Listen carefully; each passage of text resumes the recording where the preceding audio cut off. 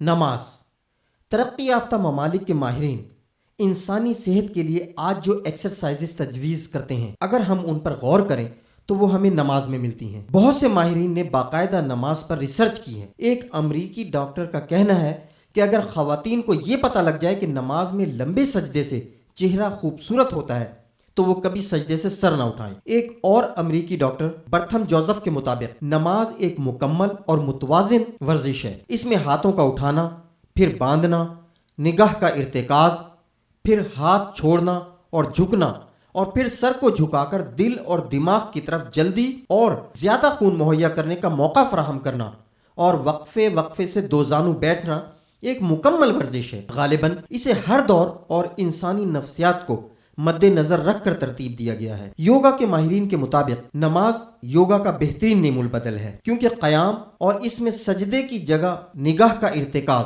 رکوع کی حالت میں پاؤں کی جگہ پر نگاہ کا ارتکاز، اور سجدے میں سانس اور نگاہ کا ارتکاز، یہی سب کچھ یوگا میں کیا جاتا ہے۔ آئیے اب نماز کی ترتیب اور اس کی سائنسی توجیہ پر غور کرتے ہیں۔ نیت باندھ کر ہاتھوں کو کانوں تک لے جایا جاتا ہے۔ ہمارے دماغ میں ملینز کی تعداد میں سیلز ہیں جن میں برقی رو دوڑتی رہتی ہے، جس کے ذریعے خیالات ہمارے شعور اور تحت الشعور سے گزرتے رہتے ہیں۔ خلیوں یعنی سیلز کی طرح ہمارے دماغ میں لا تعداد خانے بھی ہیں۔ انہی خانوں میں سے ایک خانے میں برقی رو فوٹو لیتی رہتی ہے اور انہیں تقسیم کرتی رہتی ہے۔ یہ فوٹوز یا تو بہت زیادہ ڈارک ہوتے ہیں یا بہت برائٹ۔ ایک دوسرا خانہ جو اپنے اندر اہم واقعات کو اسٹور کرتا رہتا ہے، جن میں سے اکثر کو ہمارا شعور نظر انداز کر چکا ہوتا ہے۔ جب ہم ہاتھ اٹھا کر کانوں کی طرف لے جاتے ہیں تو ایک برقی رو دماغ کے اس خانے میں موجود سیلز کو چارج کر دیتی ہے، جس سے دیگر اعصاب اس خانے کی طرف متوجہ ہو جاتے ہیں، جس سے انسان کی روحانی صلاحیت بیدار ہوتی ہے۔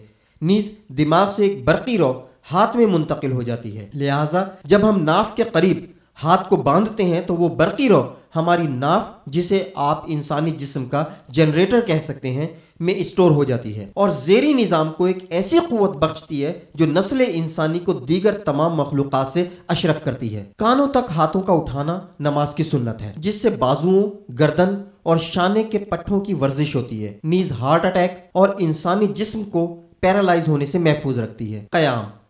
قیام کی حالت میں ہم اپنے داہنے ہاتھ کو بائیں ہاتھ کے اوپر رکھتے ہیں۔ انسانی جسم میں رائٹ اور لیفٹ دونوں اطراف کی کیفیات مختلف ہیں۔ رائٹ سائڈ سے پازیٹیو انویزیبل ریز خارج ہوتی ہیں، جبکہ لیفٹ سائڈ سے نیگیٹو۔ دائیں ہاتھ کو اوپر رکھنے میں یہی منطق ہے کہ جب ہم قیام کی حالت میں اپنی نگاہ کو سجدے کی جگہ پر مرتکز کرتے ہیں تو وہ رائٹ ہینڈ سے خارج ہونے والی پازیٹیو ریز سے ٹکراتی ہوئی جائے، پلس دونوں ہاتھوں کی نیگیٹو اور پازیٹیو ریز مل کر انسانی جسم کو متحرک، قوی اور متوازن رکھتی ہیں۔ اگر کوئی شخص روزانہ قیام والی حالت میں 45 منٹ تک کھڑا رہے تو دماغ اور اعصاب میں قوت کے ساتھ ساتھ قوت فیصلہ اور بدن میں مدافعت کرنے کی صلاحیت بیدار ہوتی ہے۔ خواتین قیام کی حالت میں اپنے ہاتھ سینے پر باندھتی ہیں، جو دل کو حرارت بخشنے کے ساتھ ساتھ ایسے غدود کی نشو و نما کا باعث بنتے ہیں جن پر بچے کی غذا کا دار و مدار ہوتا ہے۔ ڈاکٹر ڈارون کی تحقیق کے مطابق جب عورتیں سینے پر ہاتھ رکھ کر مراقبہ کرتی ہیں تو ایسی حالت میں خاص قسم کی نیلی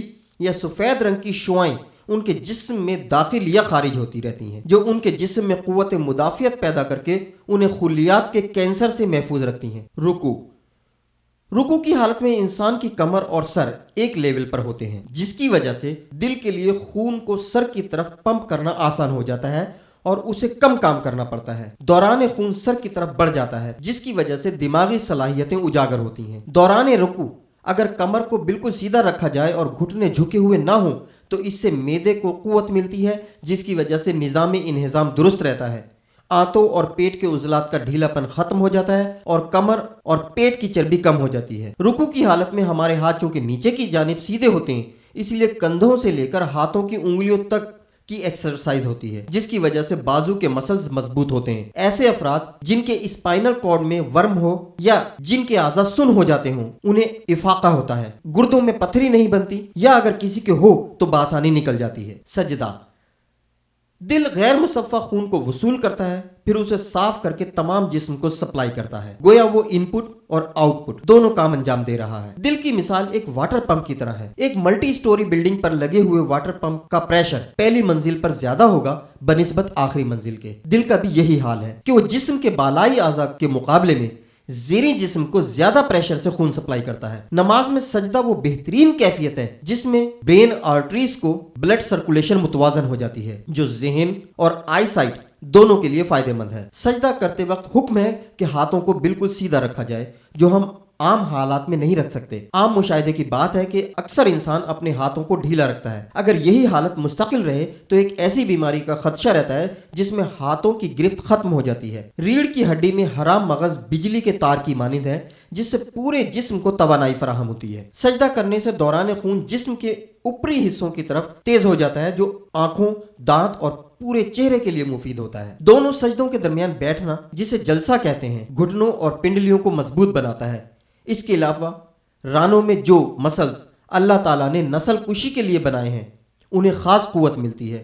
سجدے میں ہماری پیشانی زمین سے ٹکراتی ہے، جس کی وجہ سے دماغی لہریں زمین کے اندر دوڑنے والی برقی رو سے ملتی ہیں، جس سے دماغی طاقت میں اضافہ ہو جاتا ہے اور دماغ پرسکون ہو جاتا ہے۔ اور پرسکون دماغ معدے کے تیزابی گلینڈز کو زیادہ تیزاب پیدا کرنے سے روکتا ہے، جس کی وجہ سے ایسے مریض جنہیں معدے کی تیزابیت یا السر کا مرض ہوتا ہے انہیں افاقہ ہوتا ہے۔ سلام۔ نشتر میڈیکل کالج کے ڈاکٹر قاضی عبد الواحد کی ریسرچ کے مطابق سلام پھیرنے کے لیے سر کو دائیں اور بائیں گھمانا پڑتا ہے۔ یہ عمل ہارٹ ڈیزیز اور اس کی دیگر پیچیدگیوں سے انسان کو محفوظ رکھتا ہے۔ گردن کے عضلات قوی ہوتے ہیں، سینے اور ہنسلی کا ڈھیلا پن ختم ہو جاتا ہے۔ آئیے اب ذرا اوقات نماز پر غور کرتے ہیں۔ نماز فجر۔ سائنس اور حفظان صحت کے اصول یہ بتاتے ہیں کہ اگر آپ کوئی ایکسرسائز کریں تو ابتدا میں اسپیڈ اور ڈیوریشن کم ہونا چاہیے، پھر اس میں بتدریج اضافہ کیجیے۔ اللہ تعالیٰ نے انسانی جسم کی ضروریات کو مد نظر رکھ کر نماز کے اوقات اور تعداد مقرر کی ہے۔ نماز فجر اس وقت ہوتی ہے جب رات ختم ہونے کو ہو اور دن کا آغاز ہوتا ہے۔ رات بھر کا سویا ہوا انسان جب صبح بیدار ہوتا ہے تو اس کا پیٹ خالی ہوتا ہے اور تمام جسمانی اعضاء ریلیکسڈ ہوتے ہیں، اسی لیے نماز فجر کو مختصر رکھا گیا ہے۔ نیز رات کو سوتے وقت بیکٹیریا کی ایک خاص قسم اور دوسرے جراثیم ہمارے منہ میں پیدا ہو جاتے ہیں، جو اگر غذا اور لعاب کے ساتھ معدے میں چلے جائیں تو آنتوں کے ورم اور السر کا خطرہ رہتا ہے۔ لہذا نماز فجر کی برکت سے ہم طہارت کے ساتھ ساتھ بیماریوں سے محفوظ رہتے ہیں۔ نماز ظہر۔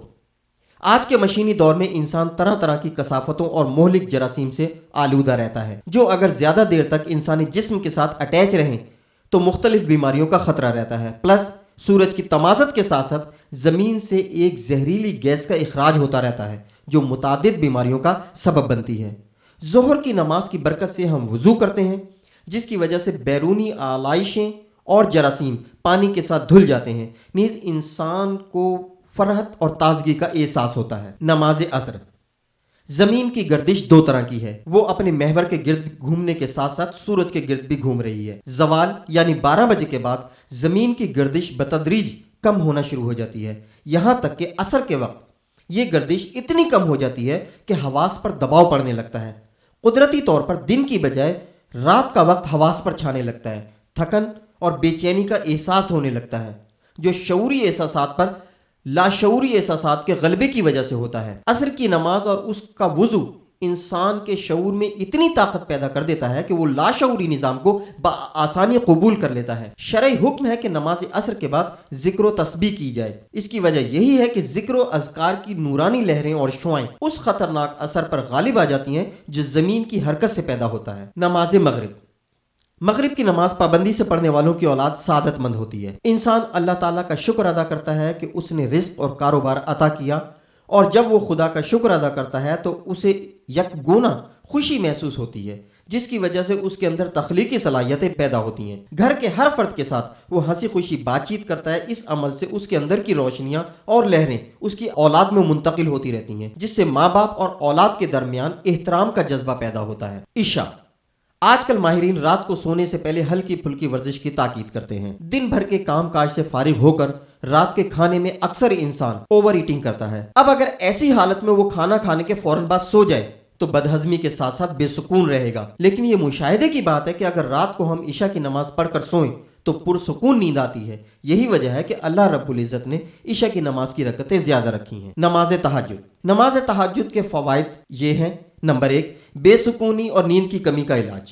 نمبر 2، دل کے امراض کے لیے بہترین علاج ہے۔ نمبر 3، اعصابی بیماری کے لیے مفید ہے۔ نمبر 4، دماغی امراض خاص طور پر پاگل پن کا آخری علاج ہے۔